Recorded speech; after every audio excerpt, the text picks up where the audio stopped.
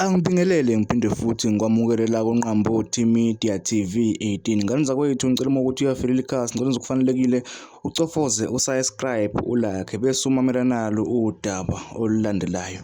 Ucela usizo owesifazane owayithola eyisisulu sokudlwengula esemncane enominyaka ewu-13. Kanti-ke lona wesifazane uthi wasuka emakhaya eyovakashela umama wakhe eGoli kwaNdonga ziyaduma nokuyila afike khona wayithola eseyisisulu sokudlwengulwa amadoda afike amdraga qede amdlwengula. Uthi-ke lecala alibanga khona ubulungiswa kodwa-ke ngale nje ukukhuluma kakhulu ake uyizwe nansi inkulumo yakhe eyikhulumela echaza ebeka ngendlela okwenzeka ngayo futhi ecela abantu ukuthi bamlekelele bamuphe usizo uma ngabe bengakhona ukumsiza kulesi simo abhekene naso.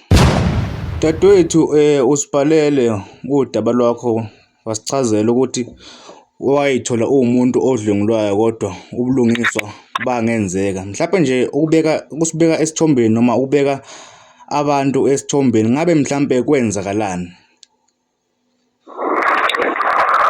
Okay, but shoot mina ngokuhlala bengihlala kwaNongoma nogogo wami umakababa. Ukuthema isona ngagcina sengumuntu ohamba ehlala nezihloko because umama wami anginabo ubudlelwane naye. Angazi ukuthi kwenzakalani because uthiwa wangilahla khaba ubaba wami becebene nobaba. Kwathi ngonyaka ka-2017 ngahamba ngayomvakashela uma ila kwasebenza khona yonke lento leyo. Because sadlala ngathathwa imoto bengina-13 ngaleso sikhathi. Ngikhumbula kahle kwaku-March.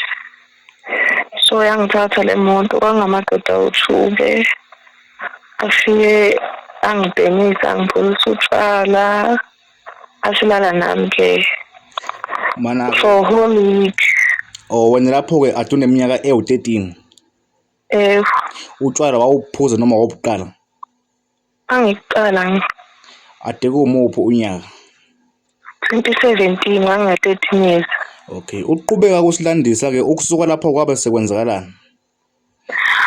So ngaleso sikhathi ngangenayo ifoni, kwakhona ubhobho enganguphethe, so bangiphuca le foni labo bhuti labo babili because lo munye wayena-32 lo munye wayena-37, so babeshintshana ngami endlela la babehlala khona. Lo munye wayeyikhalathi, omunye ngisakhumbula ukuthi wayini kodwa babekhuluma isingisi. And mina isingisi ngangasazi kahle ngaleso sikhathi. So bahlala nami lapha endlini for 7 days because ngaze ngathola amaphoyisa ehamba ngebhanoyi. Azokunga-7 days ikhesi yami lokhu iphenya.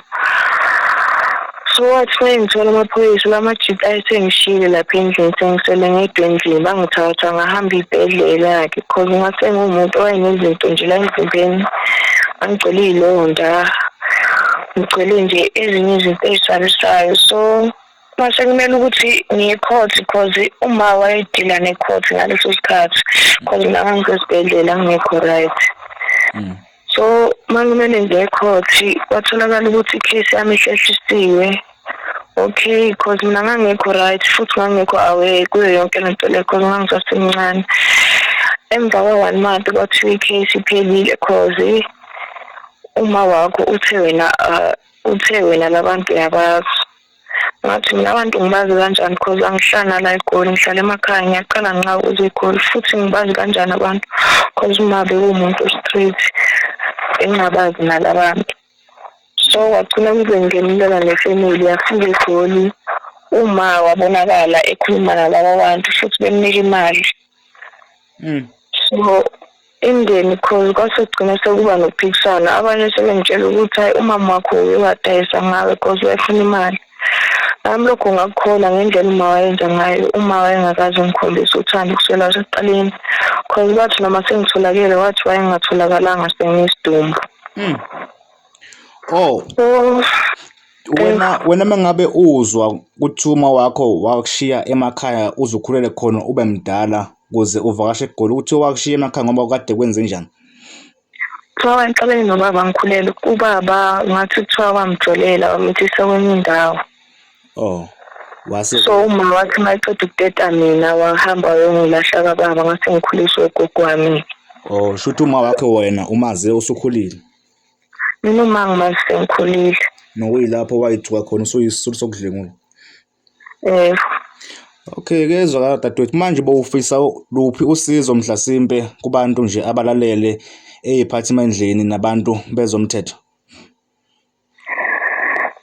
engifisayo manje ukuthi yabo manje ngoba sengithiwe ukukhula kancane, ngisho kanjalo sengithiwe ukukhula kancane, ayikho into elungayo empilweni yami.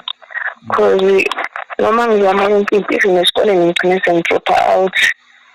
Lesi sithombe siyavuka until manje. Cause angazi ngize ngithola insizakalo ngalutho. Udaba lami lafika ukhozini 2017 bengekho right ngisesibhedlela. But nakhona ngathi lagcina liphelela kanjalo. Cause angazi ukuthi kwagcina kwenzakaleni.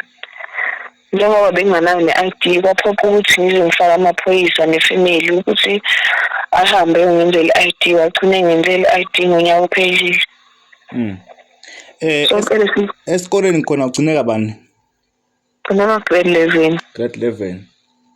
Nakhona uyeka nje ngenxa yakho ukuthi kuvuka umunye obuhlungu wadlula kubona. Yebo, khona ngathi mangiceda ukuya nasesibhedlela wangishaya manje nginamabhuku ayangasuki ebusweni bami. Wangishaya ethi uzongibulala cause umphakathi wala ehlala khona awufuna ukumshisa ngenxa yalento esiyenzakele cause babemazi futhi ukuthi umuntu onjani. Mana-ke dadewethu ufuna ukukushaya nje ukushayela ukuthi wenzeni eze ekushaya ekhanda ama-blue eyes?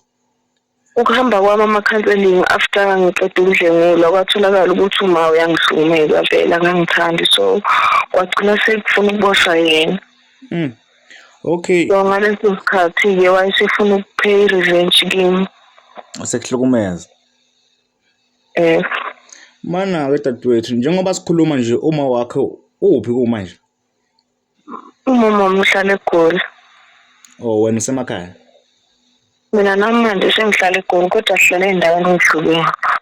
Oh, hayi, kuyezwakala dadewethu, udaba lwakho sizoludlulisela kwabanye nabanye sibuke ukuthi uluphi usizo mhlasimpe ongaluthola, kanti-ke nabantu nabo bazophawula ngey'ndlela ey'hlukahlukene.